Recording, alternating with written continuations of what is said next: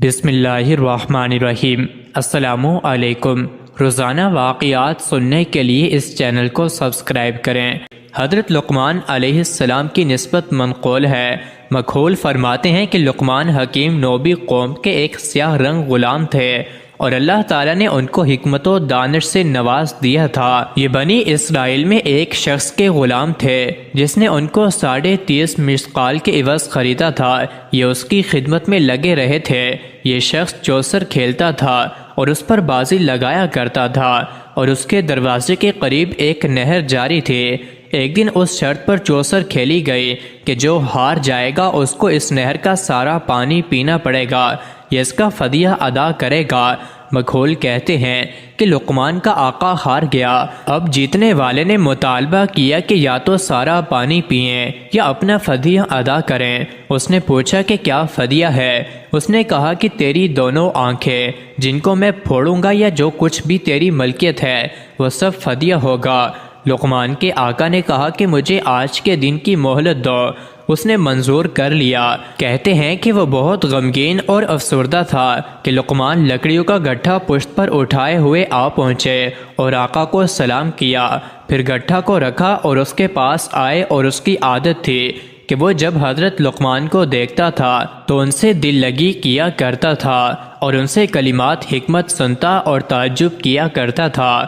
انہوں نے اس کے پاس بیٹھ کر کہا کہ کیا بات ہے، میں تم کو افسردہ اور غمگین دیکھ رہا ہوں۔ تو اس نے ان سے اعراض کیا، پھر دوبارہ سوال کیا تو پھر بھی اس نے جواب سے گریز کیا۔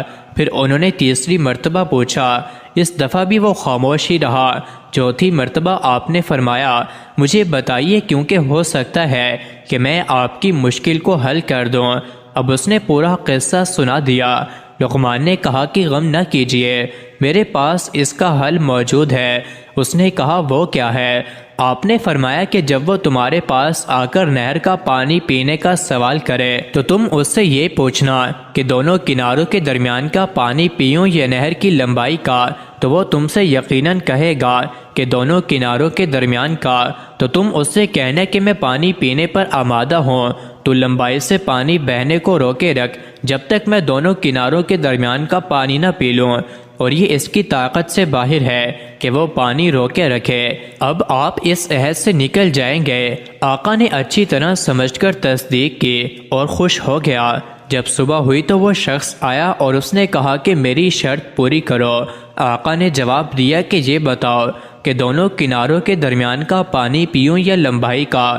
اس نے کہا کہ دونوں کناروں کے درمیان کا۔ اب انہوں نے کہا کہ بہت اچھا، لمبائی کے پانی کو روک لو۔ اس نے کہا یہ تو ناممکن ہے۔ اس طرح عدم ایفا کی ذمہ داری اس پر جا پڑی اور یہ غالب آ گیا۔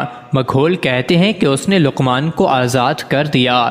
محمد بن اسحاق کہتے ہیں کہ لقمان نے اپنے بیٹے کو وصیت کی کہ بیٹا جب تم کسی شخص سے بھائی چارہ کرنا چاہو تو آزمائش کے طور پر پہلے اس کو غصہ دلا دو۔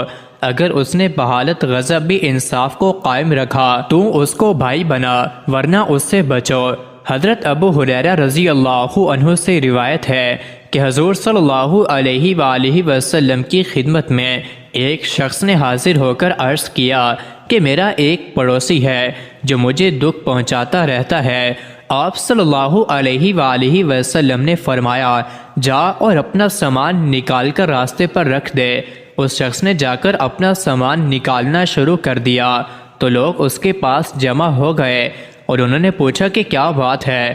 اس نے کہا میرا ایک پڑوسی مجھے تکلیف دیتا رہتا ہے۔ میں نے اس کی شکایت رسول اللہ صلی اللہ علیہ وآلہ وسلم سے کی تو آپ صلی اللہ علیہ وآلہ وسلم نے فرمایا تھا کہ جا اور اپنا سامان نکال کر راستے پر رکھ دے۔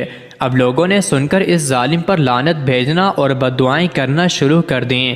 اس کی اطلاع اس کو بھی ہو گئی۔ وہ اس کے پاس آیا اور اس سے کہا کہ اپنے گھر چل، واللہ میں اب کبھی تجھے نہیں ستاؤں گا۔ مزید ایسے ہی ویڈیوز کے لیے چینل کو ضرور سبسکرائب کریں۔